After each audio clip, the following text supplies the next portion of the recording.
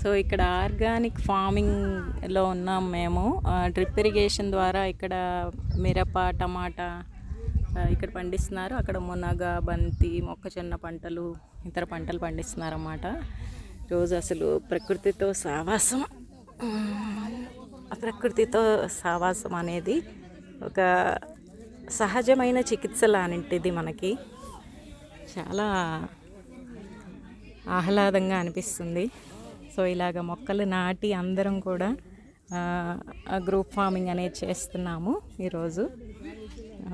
So చాలా ఆనందంగా ఉంది, ఆహ్లాదంగా ఉంది.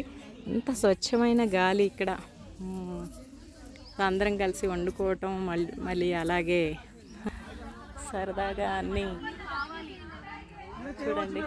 అక్కడ కూడా వంట చేయటం, అలాగే వ్యవసాయం.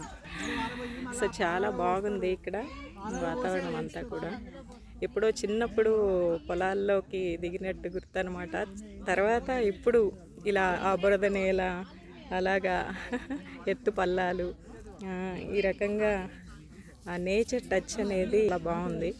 ఎందుకంటే జీవితం యొక్క నాణ్యత మనం అంటుంటాము ఏంటంటే స్వచ్ఛమైన గాలి కావాలి, అలాగే స్వచ్ఛమైనటువంటి ఆహారం, అలాగే మంచి ఆలోచనలు అనేవి కూడా జీవితం యొక్క నాణ్యతను మనకి ఇస్తాయన్నమాట. ప్రకృతితో సావాసం అనేది ఒక సహజమైన చికిత్స లాంటిది. అందరూ కూడా అది మిస్ అవ్వకుండా అప్పుడప్పుడు ఈ భూమాతతో అలా సావాసాన్ని గడుపుతారని ఆశిస్తున్నాను. యూత్ ఫర్ సేవ వాలంటీర్ లాగా ఈరోజు అందరం కూడా ఈ గ్రూప్ ఫార్మింగ్కి వచ్చి చాలా ఎంజాయ్ చేస్తున్నాం అనమాట. సో ఒక సోషల్ యాక్టివిటీ లాగా. So joyful and proud to be like అంటే ఫార్మర్ అనేది రైతు వెన్నుముక కదా దేశానికి. ఒకరోజు చేస్తుంటేనే అసలు ఎంత ఆనందంగా ఉంది.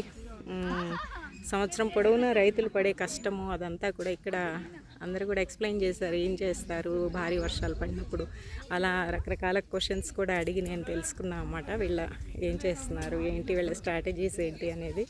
So I felt so happy for that.